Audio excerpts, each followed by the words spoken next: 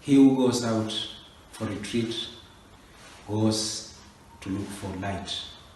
And here, the boys, the young men, the young Spiritans are back in the house from retreat. They went to look for light, they went to look for God, they went to listen to the voice of God, the sweet, sweet voice of God. Folks, do you know what? Today we are very lucky. We have the elected man, the anointed man, the man who was giving us that retreat, Father James. Here we are with him, and for a short time you will hear him talking about spiritual life, spiritual congregation, and all the experiences he has in the congregation. Welcome, follow me on this channel as we talk one-on-one with Father James from Scotland. Well, finally, excuse me, we shall speak in English, yes, because so many people do not understand Portuguese. For that case, because these are inspiration talk for the young Spiritans, the aspirants who will wish to join our congregation. Now we are going to speak in English. First of all, can you just introduce yourself shortly and tell us who you are, where you are working, where you come from, where you were born, how you grew up, and then all those things. First of all, I thank you, Confrere Christopher, for inviting me. I'm 74 years old. I was born in Scotland of Irish parents. I went away to the seminary of the Spiritans in England when I was 12. Did my 6 years there and a visit in England, philosophy and 2 years of theology. Then there was a big crisis in the church after Vatican II, especially in Europe, when many priests left the religious life or the priesthood, and quite a lot of my colleagues left, both student theologians and priests and brothers. So, just briefly, I left for 2 years, but I'd made my final vows. So when I asked to come back into community, the province of England, as it was called then, now Great Britain, sent me to France. So I did 2 years theology there, was ordained deacon in Paris, came back to Scotland, was ordained deacon in priest in 1973, and sent out to South Cameroon. Okay, thank you very much for that introduction. And what I would just like to say maybe at this moment, you know, this life, religious life, is always against the current. People move against the current. Our cultures talk of marriage and women and man. A man cannot die without a wife, and a wife cannot die without a woman, a man, and that is it. So when you were entering the congregation, there was that revolution. How was it? Like you were entering, but people are leaving.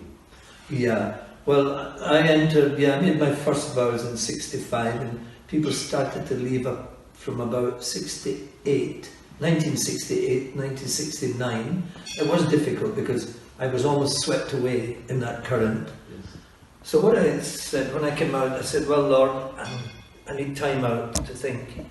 And I did a little retreat in a monastery in Scotland, got advice, and then thought, well, God has been calling me. I wanted to be a missionary in Africa from the age of 10. And I left Sea Home when I was 10, 11, 12. So I decided I would continue, but I'd need to stay out of the seminary for a year or more, just to relax from studies. So I worked with the homeless in Glasgow in Scotland, people with alcohol problems, for a year. And during that year I made a retreat on my own, and I prayed and asked for guidance. I wasn't guided by anyone, just myself, and I really got the conviction that the spiritual life was so important. And I was always someone who prayed a lot, and I felt that call from when I was young. Even my young Protestant friends said, oh, James, you will be a priest one day. And thinking of all that, I said, I will go back into community, I will become a priest. And I felt great peace. Looking at this camera, what can you tell the young men and women who would like to join this life, religious life, and especially in the spiritual community? Okay. What would you wish to tell them? Yeah. I'll just complete my life story in case people think I lived forever in Cameroon. I did volunteer to go to Angola, and I was sent out to Angola in 1977 with a team, an international team, 2 Frenchmen, an Irishman and myself. And I spent 14 years in Angola until 1991, where I worked a lot in both villages and the cities and the towns, and then formation work. I was responsible for the pre-philosophy course. Then I came back to Britain for 11 years, and then went back to Angola again from 2002 to 2015. Then when I came back to join the British province, I left the Angolan province, and I was sent to Brussels, where I stayed until September, just last year. So that was nearly 4 years in Brussels, working for Spiritans in Europe. So I can say I know the congregation very well, both in Angola, in Cameroon, and in Europe. So I'll speak from my experience. Yeah, it's a very exciting life, I must say. You know, a lot of young people, they want something exciting. They think that priesthood or religious life is boring, but it's really not. Because you get people coming to you with their problems, personal problems, their family problems, problem between the husband and wife, and it means you have to listen deeply. You have to try and see how you can help them. And I know in my life, a lot of young people even, especially in Angola, came to me for advice, for confession, or spiritual direction, or even problems, oh Father, how do I get a boyfriend, or how do I know who's the right girl for me? And so, although we're not married, and it is a sacrifice of family, but we are so often drawn into people's family lives that I think we do have a good understanding of what family life is like.